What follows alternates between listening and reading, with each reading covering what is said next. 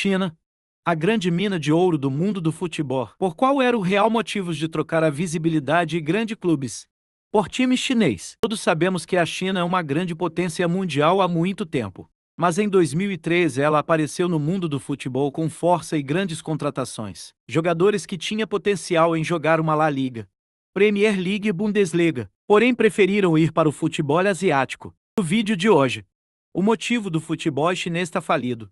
Com a chegada de Xi Jinping à liderança do país chinês, ele, como sempre, foi apaixonado por futebol. Pediu para grandes empresas investirem em times, com o apoio do governo chinês. Essas empresas gastaram mais de 1 bilhão de euro apenas em contratos. Esses foram os times que mais gastaram: Evergrande, Xangai e Beijing. Esses três clubes gastaram quase 700 milhões de euro apenas em contratos, fora outros clubes com contratações milionárias também, como Roger Guedes, Alexandre Pato e outros, fora salário que os valores são astronômicos. Isso tudo apenas para aquecer o futebol chinês. O futebol asiático estava em alta entre 2013 a 2016. Todos os jogadores queriam fazer seu pé de por lá. Estava em alta apenas no mercado de jogadores, mas não para o público chinês. Os chineses têm outros tipos de esporte. O futebol não é tão alvo dos chineses para sair de casa para os estádios. Os estádios raramente pegavam um público bom.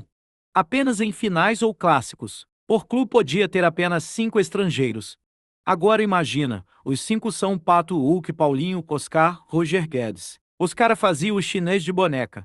Então ganhava quem tinha mais dinheiro, por isso o investimento alto.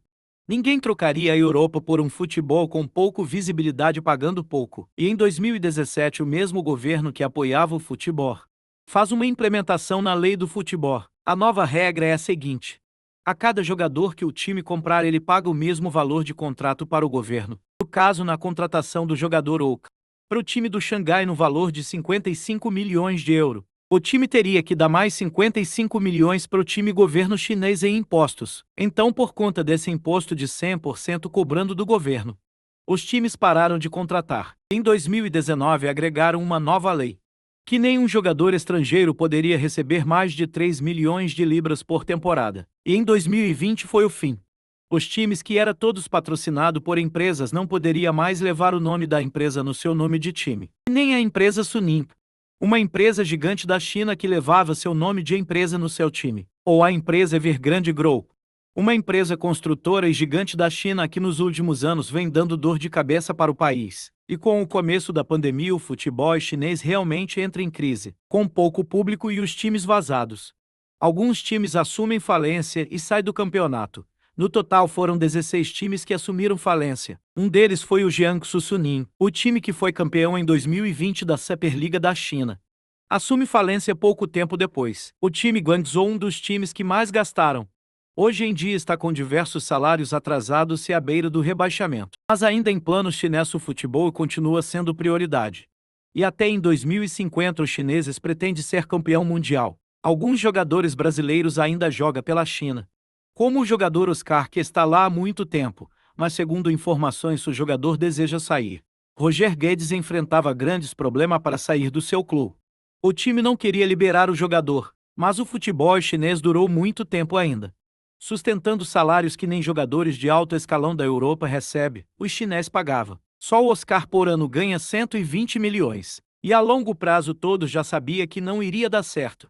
Mas alguns times se matem de pé ainda. Mas o futebol chinês dificilmente não voltará como antes. No meio de todas as contratações entre jogador a técnico, há um tipo de jogador que tem que ser chinês.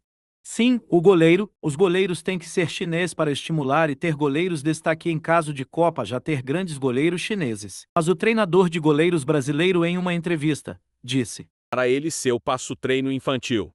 E aí? Você acha que todo o futebol chinês vai entrar em decadência? Será o fim de uma era?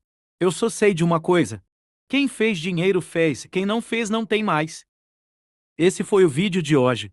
Até uma próxima.